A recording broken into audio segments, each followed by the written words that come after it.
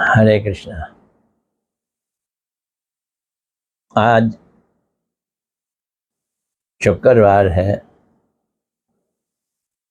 26 June 2026, 26/6/26।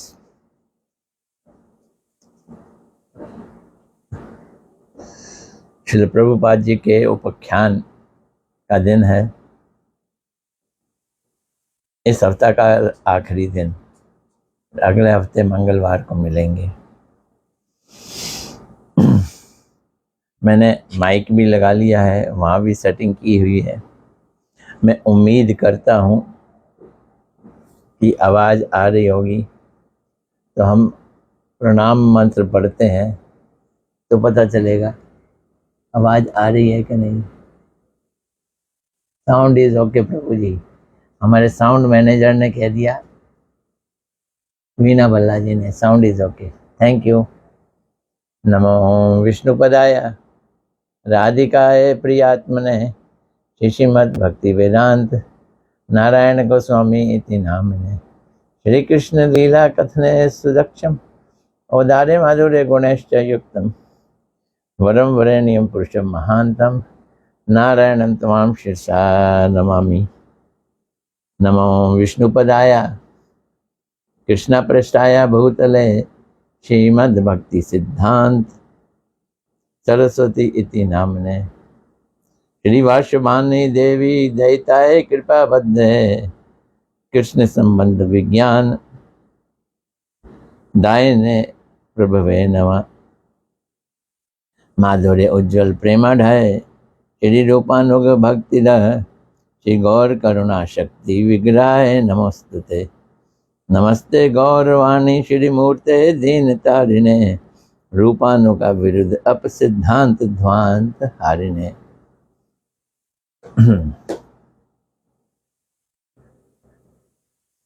No sound is okay. Malini ji ने, ये किसने कह दिया, महक वर्मा जी ने भी कह दिया। दो जगह से ओके हो गई। आज का उपाख्यान पता है क्या है? दूध भी पीऊंगा,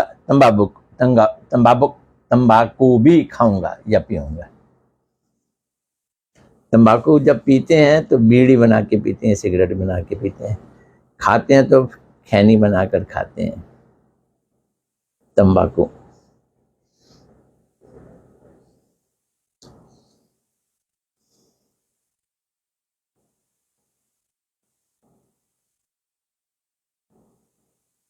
विधानपुर के जमींदार,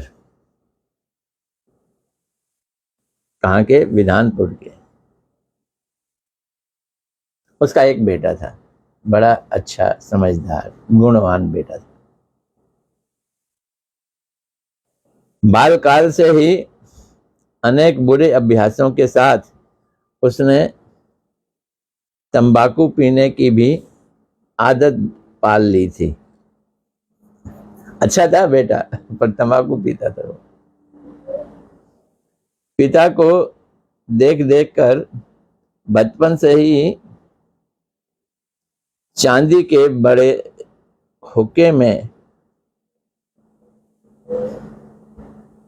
लखनऊ, गया, विष्णुपुर आदि स्थानों में श्रेष्ठ मीठी तीखी अम्बरी तंबाकू पिए बिना उस पुत्र की आंखों के सामने अंधेरा छा जाता था। हुक्के से पीता था तंबाकू। ये पीना ही हो गया, हुक्का गुड़गुड़ाना। इस प्रकार से छोटी आयु से ही अधिक मात्रा में तंबाकू पीना और भी नाना भांति बुरी आदतों के चलते उस बालक में तपेदिकी के लक्षण आने लग गए। ये बीमारी है ना, तपेदिक के लक्षण आने लग गए।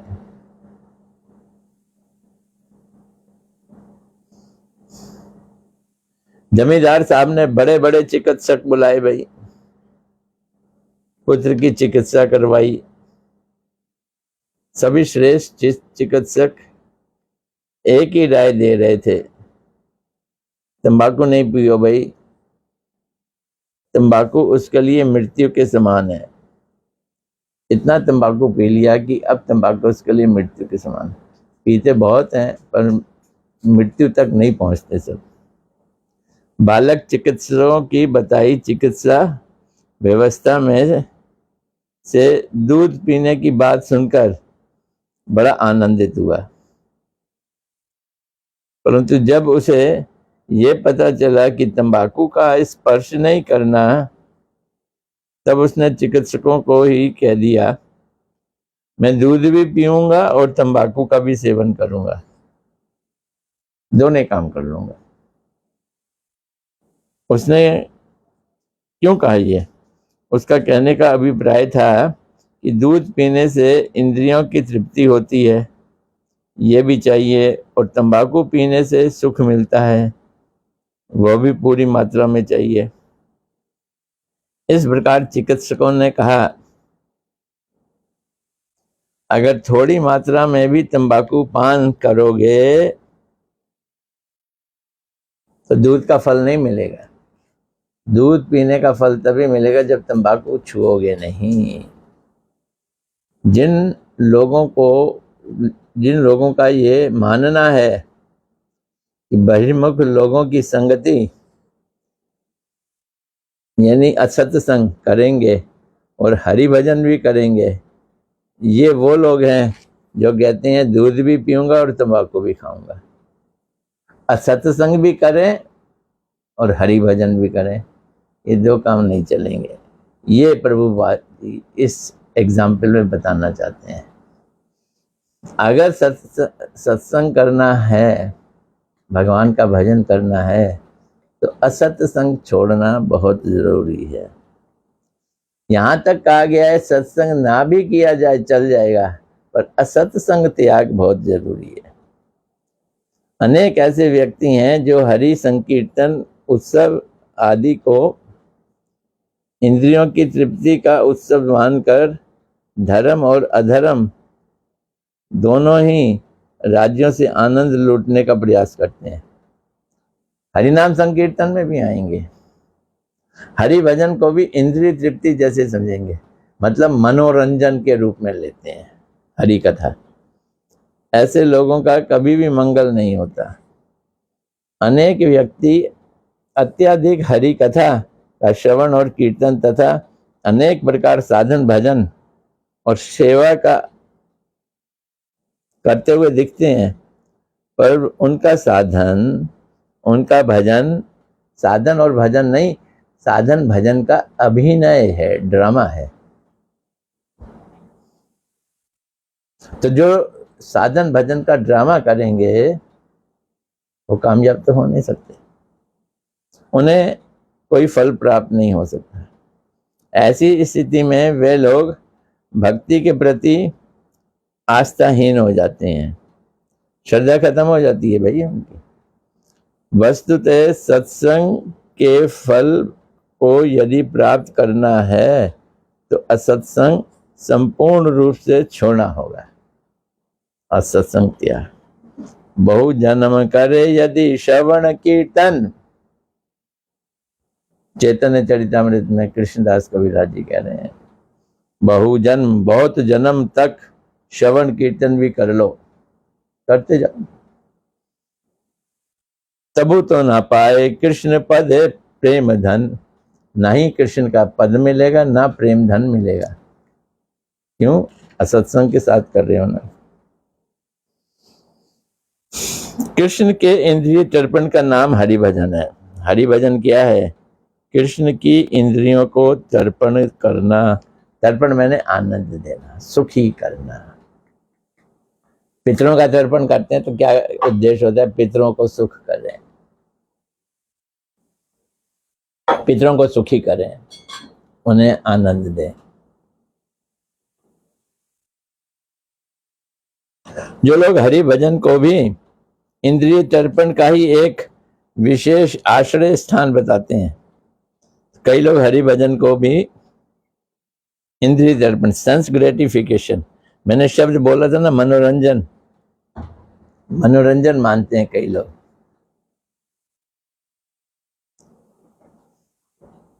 तो वे लोग ही दोनों पक्ष का आनंद लूटना चाहते हैं, हरि भजन का भी और तंबाकू खाने का भी आनंद।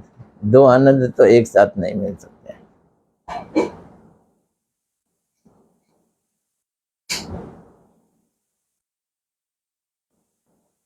तो एक साथ दोनों पक्ष नहीं बना के रखे जा सकते। पूरी तरह से असत्संग का जब तक त्याग नहीं किया जाएगा, असत्संग त्याग, पूर्ण रूप से असत्संग त्याग, तब तक तो कभी भी हरि भजन में उन्नति या उसका फल प्राप्त नहीं किया जा सकता। देखो भाई, भागवत में भी कुछ कहा है, वो भी सुन लो। भागवत क्या कहती है? तथो दुख संगम मुसर्ज्य सत्सु सजेत बुद्धिमान। बुद्धिमान व्यक्ति दुसंग का पूर्ण रूपेण त्याग कर सत्संग का वर्ण करेंगे। दुसंग छोड़ना पड़ेगा, भागवत कह रही है। और चैतन्य महाप्रभु जी ने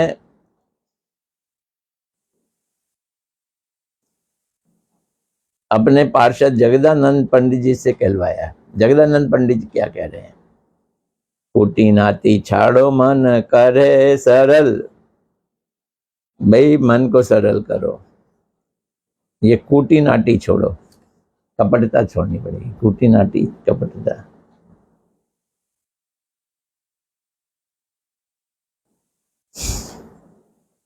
तुच्छ अति तुच्छ विषयों को लेकर विवाद करना छोड़ो, कूटी नाटी, बहसबाजी छोड़ो। गौर भजा लोक रक्षा एकत्र निष्फल है गौर। कूटी नाटी छाड़ो मन करे सरल। गौर भजा लोक रक्षा एकत्र सरल। गौर प्रभु का भजन और लौकिक कार्यों का दायित्व निभाना एक साथ निष्फल हो जाएगा अगर कोटी नाटी नहीं छोड़ी, मन को सरल नहीं बनाया और महाप्रभु जी का भजन कर रहा है।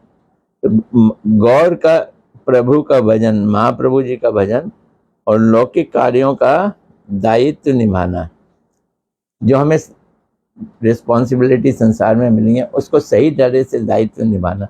नहीं निभेगा सही तरह से दायित्व, या तो तुम प्रभु का भजन करो या दुनियादारी का निर्वाह करो। तो ये भी एक बड़ा इम्पोर्टेंट पॉइंट है। दोनों ये काम ये भी नहीं हो सकते, या तो प्रभु का भजन करो या दुनियादारी का निर्वाह करो। भैया शादी विवाह भी करना उचित नहीं है, ये दुनियादारी बन जाती है। क्यों? क्योंकि एक बर्तन में दोनों एक साथ नहीं रह सकते। एक बर्तन में दोनों एक साथ। एक पागल था, एक कविता कवि ने सुनाई थी, कविता तो नहीं सुना रहा मैं, पर उसका कविता का जो अर्थ है वो बता रहा हूँ। एक पागल था, एक मोहल्ले में रहता था, किसी को कुछ नहीं कहता था, बड़ा सीधा साधा होता था। तो एक दिन उसके मोहल्ले में मैं पहुंच गया। जैसे ही मैं पहुंचा तो वो मुझ पे अर्राया, वो मुझ पे चिल्लाया, वो मुझ पे घुर्राया, मुझे मारने के लिए दौड़ा। लोगों ने कहा तुम तो बड़े शांत व्यक्ति हो, किसी से लड़ते नहीं, किसी से झगड़ते नहीं, आज तुम्हें क्या हो गया? तो उस पागल ने कहा एक मोहल्ले में एक ही रहेगा। मतलब मैं पागल हूं, ये दूसरा कहां से आ गया?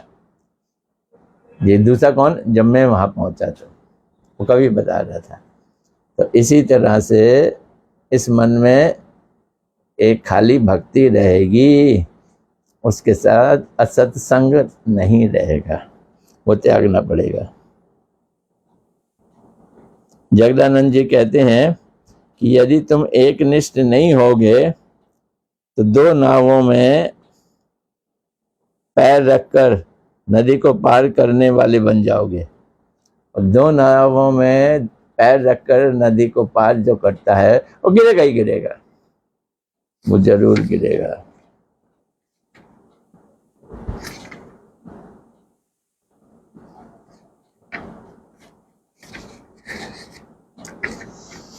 चलो एक और एग्जाम्पल है, थोड़ा लंबा है, पढ़ लेते हैं ये भी। कुएं के मेंढक जैसा है।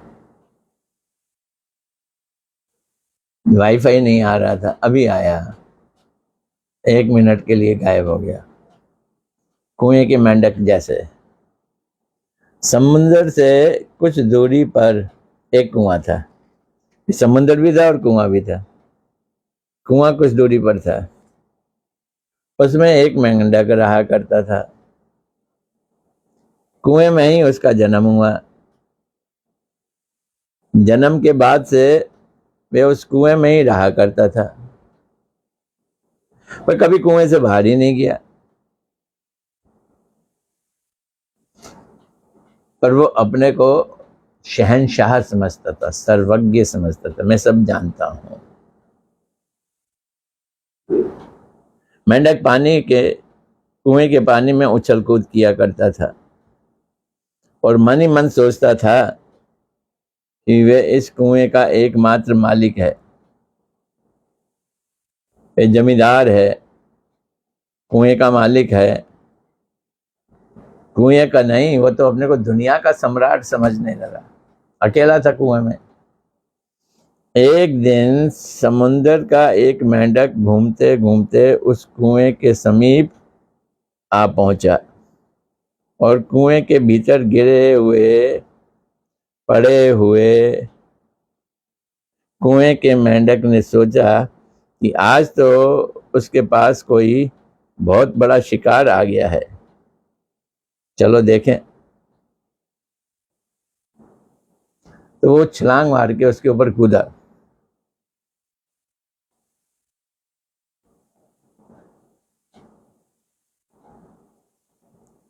उसने देखा कि ये जो आज शिकार आया है दिखता तो मेंढक जैसा ही है, परंतु मेंढक होने पर भी थोड़ा भिन्न है। तो उसने फिर पूछा कुएं के मेंढक ने, कहां से आए हो? तो कौन हो? तो समुंदर के मेंढक ने कहा, मैं समुंदर से आया हूं। अब कुएं का मेंढक तो जानता नहीं है समुंदर क्या होता है।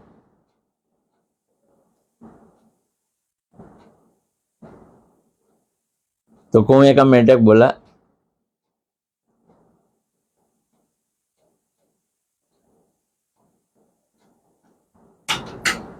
भाई मैं तो कुएं में रहता हूं, समुंदर तो एक छोटा सा गड्ढा होगा ना, तो इस समुंदर से कितना छोटा है तुम्हारा समुंदर? समुंदर का मेंढक बोला, समुंदर के साथ कुएं की कोई बराबरी नहीं है। तो कुएं का मेंढक क्या बोला?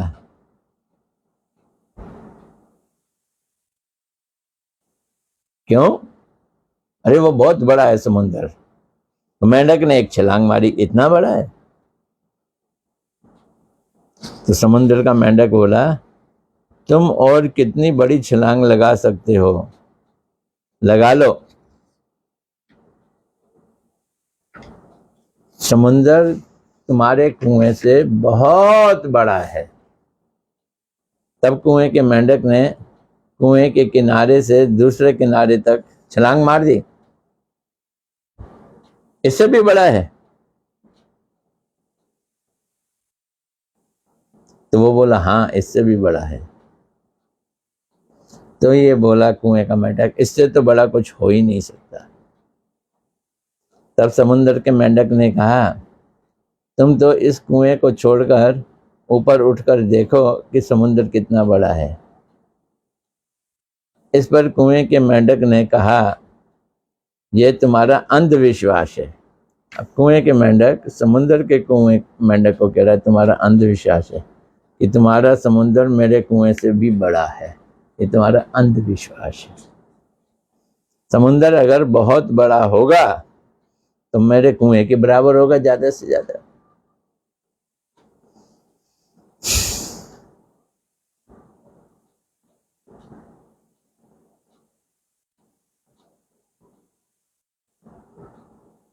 देखो, मेरा मन तुम्हारे मन की तरह इतना छोटा नहीं है, संकीर्ण नहीं है कि मैं अपनी चीज को सबसे बड़ा बताऊं।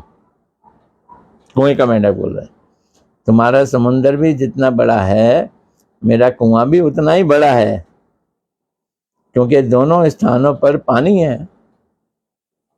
तो मान लो ना, तुम अपनी बहादुरी दिखाकर, अपना अंधविश्वास होकर समुद्र को बड़ा बता रहे हो। अंधविश्वास में बता रहे हो, गलत बोल रहे हो। समुद्र इससे बड़ा नहीं हो सकता, कुएं से बड़ा नहीं हो सकता। तो ये बहसबाजी दोनों मेंढकों में हो रही है। ऐसे ही संसार में समन्वयवादी लोग हैं।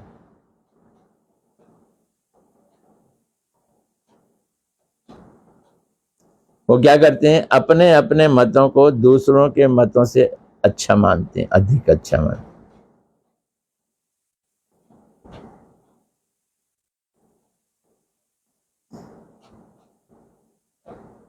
लेकिन जब उनसे विचार किया जाए, बहस की जाए, तो टिक नहीं पाते हैं।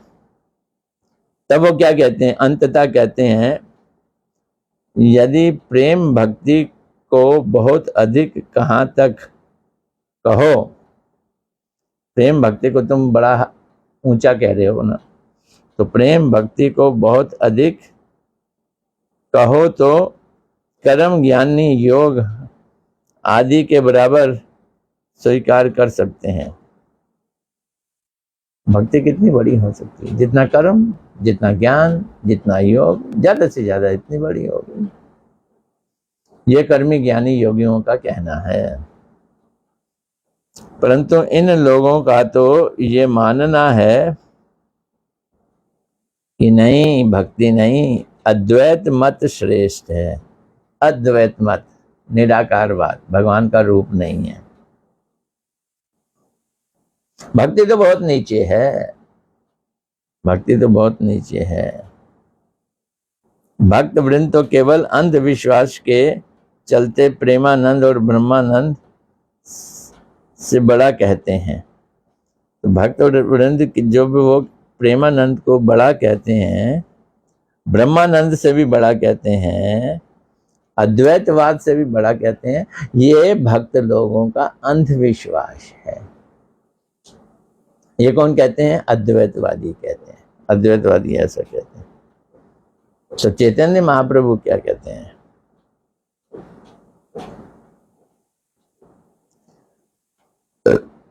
कृष्ण नामे जे आनंद सिंधु आस्वादन। कृष्ण नाम का जो आस्वादन करता है, वो कृष्ण नाम का नहीं, कृष्ण नाम के सिंधु का, समुंदर का आस्वादन करता है। ब्रह्मानंद तार आगे खद्दों तक सम। तो कृष्ण नाम, प्रेम नाम के आगे ब्रह्म का आनंद जुगनू के समान है, खद्दों तक जुगनू के समान है।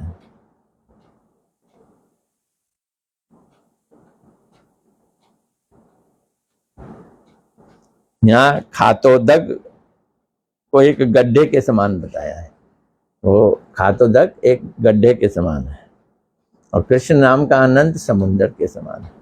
एक कहाँ एक समुंदर और कहाँ एक गड्ढे का पानी।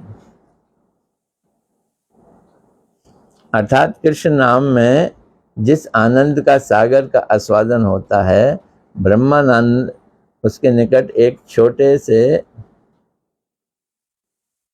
अल्प जल, थोड़े से पानी वाला, गाय के खुर के बराबर गड्ढे वाला। कितना बड़ा गड्ढा है, गाय के खुर के जैसा गड्ढा है, उसमें पानी पड़ा हुआ है। गाय के पैर से बने गड्ढे के जल के साथ जैसे समुद्र के जल की कोई तुलना है ही नहीं। ऐसे ही ब्रह्मानंद के आगे जो गाय के खुर के समान गड्ढा है, परमानंद जो एक समुद्र है, कोई मिलान नहीं है। लेकिन कोई कूप मंडूक हैं, इनका नाम ही दे दिया कुएं के मेंढक। लेकिन जो कोई कूप मंडूक के समान होती है जिनकी बुद्धि, वो सोचते हैं ब्रह्मानंद से बड़ा भला क्या हो सकता है। ये ब्रह्मानंद से भी बड़ा कुछ कह रहे हैं। ब्रह्मानंद को बड़ा कहने वाले कुएं के मेंढक हैं। वो प्रेमानंद तो जानते ही नहीं है। प्रेमानंद में कितनी बड़कपन है, वो जे कहाँ जानेंगे। ब्रह्मानंद को अतुलनीय कहना केवल अंधविश्वासी भक्तों का अंधविश्वास अथवा अति स्तुति है। ये क्या है? अति स्तुति। क्या कि ब्रह्मानंद अतुलनीय, ब्रह्मानंद जैसा कोई है नहीं, ये अति अति स्तुति है, एग्जेगरेशन या ज्यादा तारीफ करना।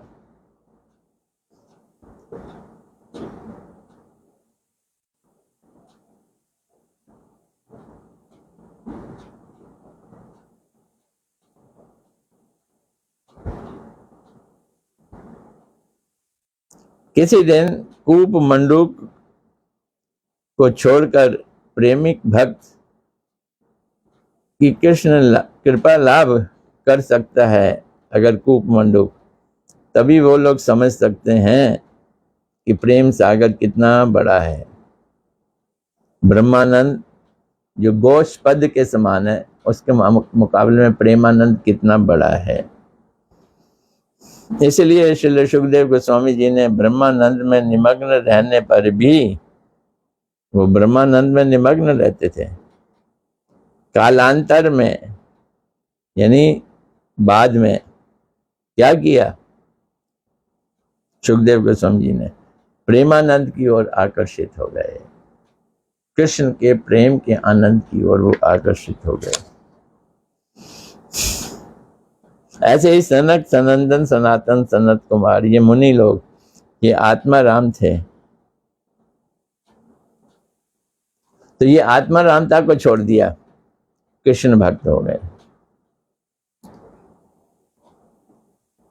कृष्ण में उन्मादित हो गए। बिलमंगल ठाकुर ने अद्वैत मार्ग का परित्याग करके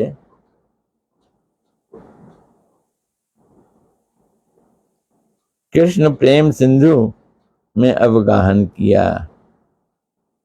इसलिए कूप मंडूक के धर्म का त्याग करके भक्ति रसामृत सिंधु की खोज करना ही प्रत्येक प्राणी का प्रधान कर्तव्य है। सबका कर्तव्य क्या है? कूप मंडूक के धर्म का त्याग करके भक्ति रसामृत सिंधु की खोज करना। ठीक है, आज यहीं तक रखेंगे। हरे कृष्णा कृष्णा कृष्णा हरे हरे, हरे राम राम राम हरे हरे।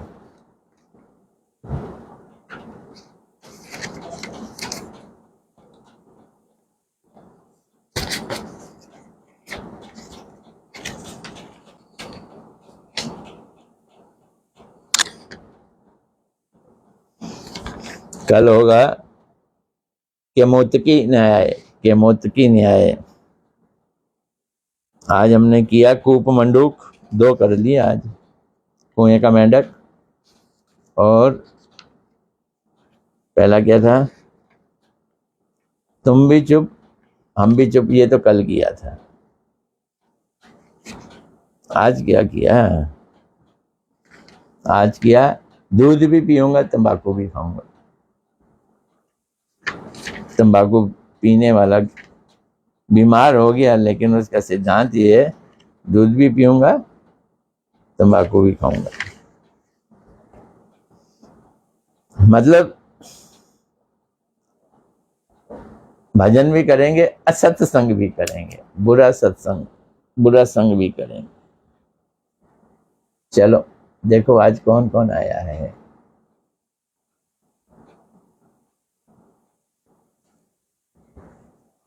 महक वर्मा जी आई हैं, दंडवत, हरे कृष्णा। साउंड मैनेजर मालिनी जी भी आ गई दूसरे नंबर पे। इन्होंने भी साउंड का ख्याल रखा हमारा। महक वर्मा जी ने भी बताया साउंड ठीक है। इंदुमती दासी हरे कृष्णा दंडवत। महक वर्मा जी हरे कृष्णा दंडवत। नीलू भाटिया जी हरे कृष्णा दंडवत। तमाल कृष्ण प्रभु जी दंडवत प्रभु जी। मधु झा हरे कृष्णा दंडवत। सचिन मल्होत्रा हरे कृष्णा दंडवत।